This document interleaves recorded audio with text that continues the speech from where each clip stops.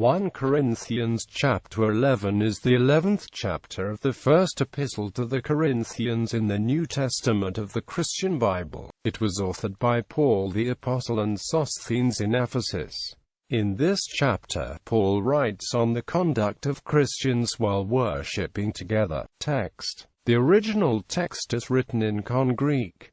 Some most ancient manuscripts containing this chapter are Codex Vaticanus, Codex Sinaiticus, Codex Alexandrinus, Codex Ephraemi Scriptus, Codex Freerianus, Codex Claromontanus, Codex Goeslinianus. This chapter is divided into 34 verses.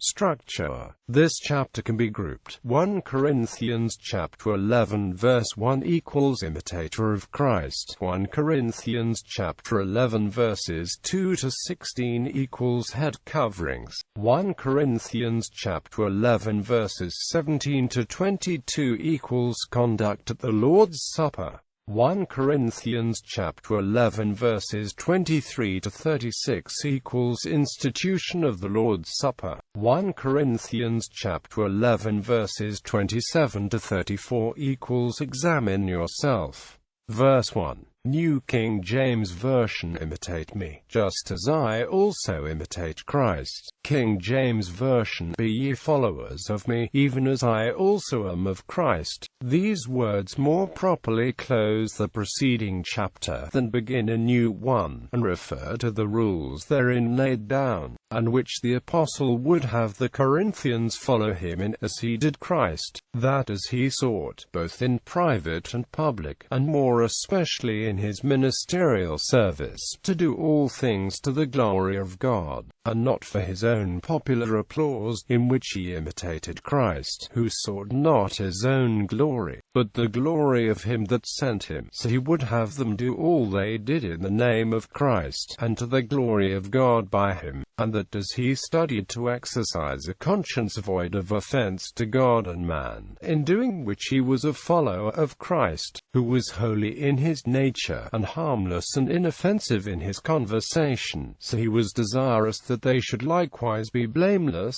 harmless, and without offense until the day of Christ, and that whereas he endeavored to please men in all things lawful and indifferent, wherein he copied after Christ, who by his affable and courteous behavior and humble deportment sought to please and gratify all with whom he conversed, so he would have them not to mind high things, but condescend to men of low estates, and become all things to all, that they might gain some as he did. And once more, that as he sought not his own pleasure and advantage, but the salvation of others, in imitation of Christ, who pleased not himself, but took upon him, and bore cheerfully, the reproaches of men, that he might procure good for them. So the apostle suggests that it would be right in them not to seek to have their own wills in everything, but rather to please the neighbor for good, to edification. Woman's head covering. Now I praise you, brethren, that ye remember me in all things,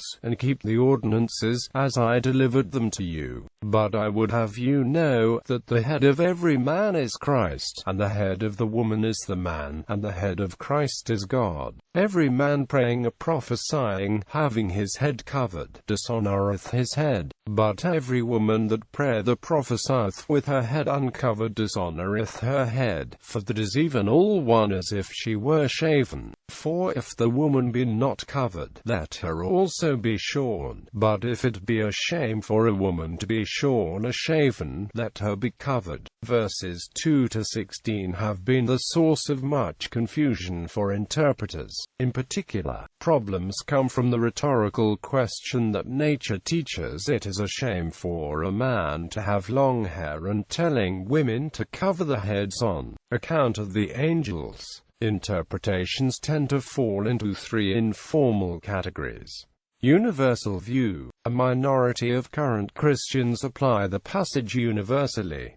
In this view, women should cover the heads and men should keep the hair short. As evidence, they point to Paul's appeals to arguments that do not change with time: the creation of Adam and Eve, the angels, and nature itself. Because Paul's arguments do not change, his conclusion should not change either.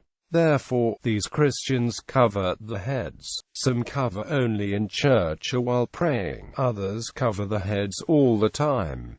Contemporary view. Several interpretations are taken on nature teaching showing long hair as a covering for women. The New International Version translates the nature of things instead of simply nature, but other translations claim this is incorrect. Some interpret that Paul believed culture to be an extension of nature, and therefore he meant that culture taught this. Bushnell view. A minority translate the passages commanding women to uncover the heads. This idea was pioneered by John Lightfoot and expanded by Catherine Bushnell. In the view, Paul commanded women to uncover because they were made in the image of God. Eve was created for Adam's incapacity to exist alone. All men are born from women, because of her angels. Nature does not teach otherwise, and the churches have no such custom. The passage is not actually a repression of women but a herald for equality. So far no printed Bibles have accepted this translation. The Lord's Supper. In verses 17 through 33, Paul chastises the Corinthian church for the behavior while eating the agape feast. His description of Jesus at the Last Supper is common in Eucharistic liturgy. Texts at Wiki source 1 Corinthians chapter 11. 1 Corinthians chapter 11.